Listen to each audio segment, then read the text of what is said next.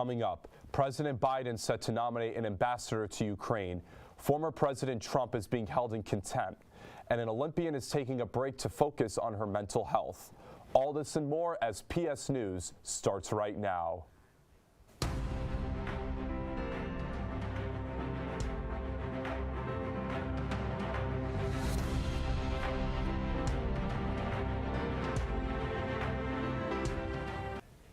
Good evening, and thank you for joining us on this busy Tuesday night. I'm Benny Nazai. And I'm Michael DeMarco. Let's take a look at some news from around the nation.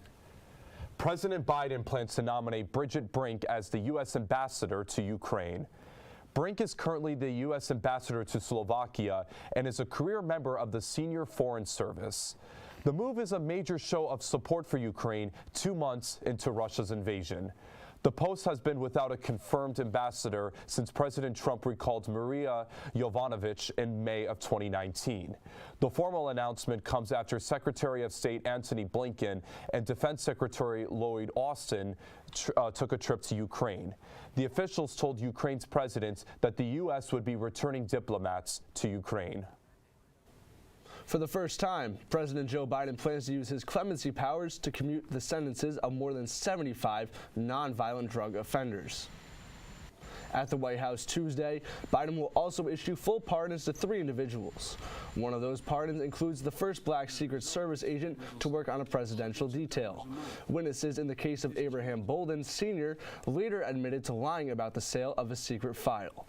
The Biden administration is also marking Second Chance Month by unveiling new initiatives to help ease the transition back to normal life for the formerly incarcerated. U.S. Supreme Court justices will hear arguments about a controversial immigration policy on Tuesday. The court is considering Title 42, a Trump-era policy that lets U.S. border officials turn migrants away due to public health concerns, namely the COVID-19 pandemic. President Biden wants to end the policy, sometimes known as the Remain in Mexico program, next month. But critics of removing the order say it is likely to cause a greater surge of migrants at an already stressed border. More than 20 states filed lawsuits asking the court to immediately intervene. On Monday, in a separate challenge, a federal court in Louisiana blocked the Biden administration from ending the border restriction. PTSD doesn't just happen to war veterans, but also to family members of COVID-19 patients in the ICU. A new study found more than 60% of family members who have to visit loved ones in the emergency room show signs of post-traumatic stress disorder. Medical researchers with the University of Colorado say families have to make difficult decisions quickly and feel a loss of control, often coming away from the experience with symptoms of anxiety and depression. They say family members should be screened for symptoms and offered emotional support to deal with the conditions. You can find additional information about the study in Monday's edition of the journal JAMA Internal Medicine. Sticking with the pandemic, there's a new weapon approved to fight COVID in young children. The Food and Drug Administration on Monday approved remdesivir to treat COVID patients as young as 28 days old. The antiviral drug is given as an injection. It was previously approved for patients 12 years of age and older. The FDA's action makes it the first drug approved to treat COVID in kids younger than 12. That's important because there is still no vaccine for children under the age of 5. In order to receive remdesivir, infected kids must either already be hospitalized or deemed at a high risk for developing severe COVID symptoms. A retired New York City cop is on trial in D.C. right now. Thomas Webster, a former officer with the NYPD and a former Marine, is accused of assaulting a police officer during the U.S. Capitol riot. Opening statements started Tuesday, with Webster's defense claiming he was attacked by the officer first, so he was only defending himself. But prosecutors say Webster was pointing at the officer and shouting curse words, so the officer tried to push his hand away. That's when Webster is seen on the officer's body cam pushing a metal barrier into him and tackling him to the ground. This is the 4th jury trial in the Capitol breach cases, but it's the first one to argue an alleged rioter acted in self-defense against police. The trial is expected to last through the week. Now coming up after the break, a look at the weather near you. Stay with us, folks. What am I looking at here? It's a spaceship. From where? From space? All right, people, let's hit these guys with some PSTV.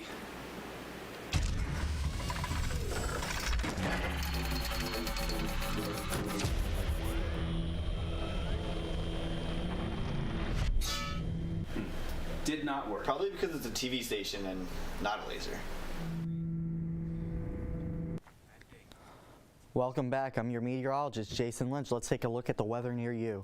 On Tuesday, we got cloudy skies with some rain in the mid-40s, and then we go on to Wednesday, and it's partly cloudy in the high 40s. Now we go on to Thursday, and it's raining again, and in the low 50s. And then Friday and Saturday, both partly cloudy and the low 50s. That's all for the weather outlook for today. When we come back, a look at the news near you. Hello, my name is John Lynch. I'm the president of the school's animation club. While other colleges' animation clubs strive to only show just straight anime, our club tries to be something different, as we show a variety of things such as Western animation, Eastern animation, internet animation, films, and so much more. If you want to meet people who have like-minded taste in animation, then feel free to come on down to our club.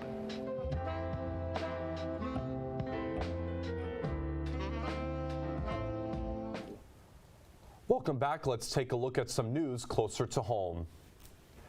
A New York judge is holding former President Donald Trump in civil contempt. It comes after the state's attorney general's office said the former president did not comply with a subpoena for documents as part of its investigation into his company, the Trump Organization. The judge said Monday he's fining Trump $10,000 a day until he complies. A Trump attorney said the former president simply does not have the types of written communications being sought, but has produced hundreds of thousands of documents through his assistants. She said Trump does not email or send texts and has no work computer anywhere. New York Attorney General Letitia James' office has been investigating the Trump Organization for more than 2 years. Her office has said in court filings the company is under investigation for fraudulent or misleading conduct in appraisals and financial statements. One FDNY firefighter has died and several others were injured in a residential fire in Brooklyn Sunday afternoon. 31-year-old Timothy Klein was killed when there was a partial ceiling collapse in the burning building. Klein had 6.5 years experience as a firefighter, following the footsteps of his father. He may not be the only fatality. Police report that a 21-year-old male who lived in the house is unaccounted for. More than 100 firefighters responded to the 3-alarm fire in the Brooklyn neighborhood of Canarsie. The Fire Department of New York has not yet released the names and conditions of the others injured fighting the blaze. Lawyers in a class action lawsuit against Wells Fargo says the company's discriminatory mortgage practices are, quote, killing black opportunity.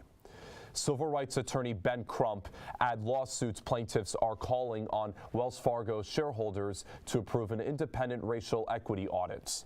Crump has highlighted the pattern of racial discrimination experienced by a series of black Wells Fargo customers at, quote, all stages of the loan process.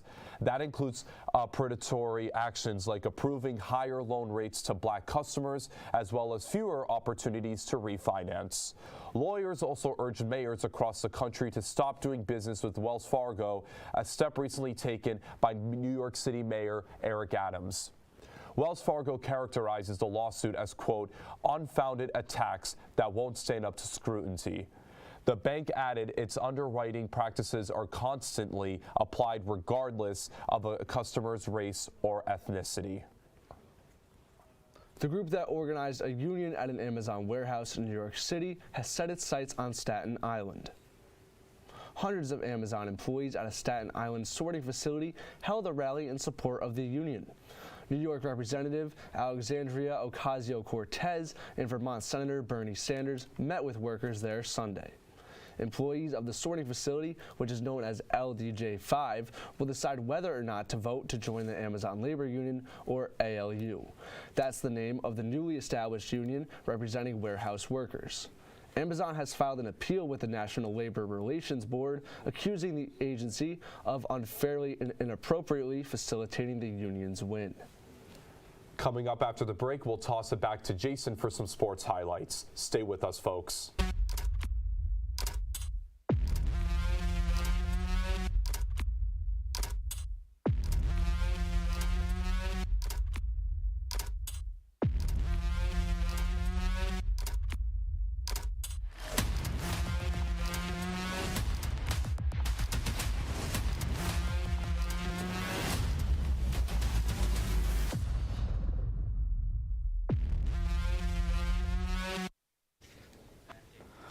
Welcome back. I'm that sports guy, Jason Lynch. Let's take a look at some sports near you. The Mets traveled to St. Louis to take on the Cardinals. Let's see how they fared. We're starting off in the bottom of the second as Schrazer is getting up to pitch. Max Schrazer striking out on the side to open up a great game for him. Look at his pitches. Strike out.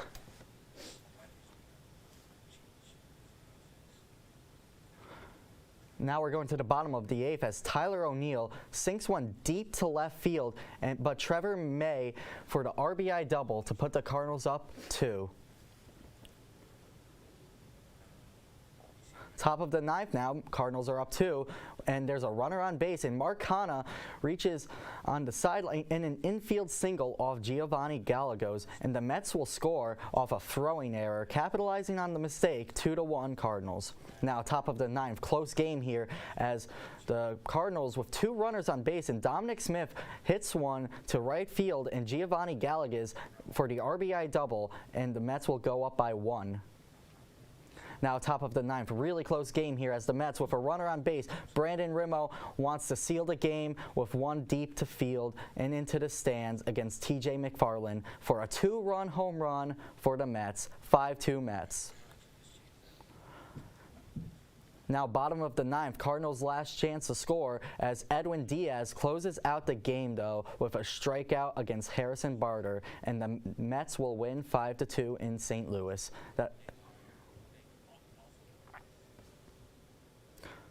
Reset. That's the word double Olympic snowboarding champion Chloe Kim used when she said she was going to sit out on the upcoming season to focus on her mental health.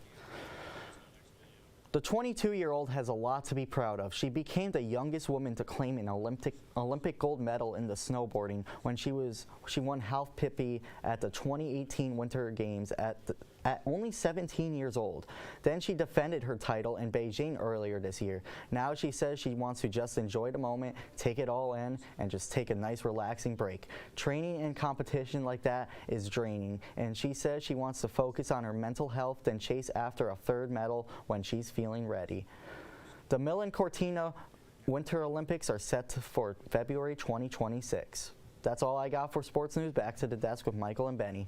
Well, thank you, Jason, but unfortunately that's all the time we have for tonight. To stay up to date with Plattsburgh State TV and all of our programming, be sure to follow us on our social media pages at Plattsburgh State TV. For all of us in the studio, have a good night, Plattsburgh.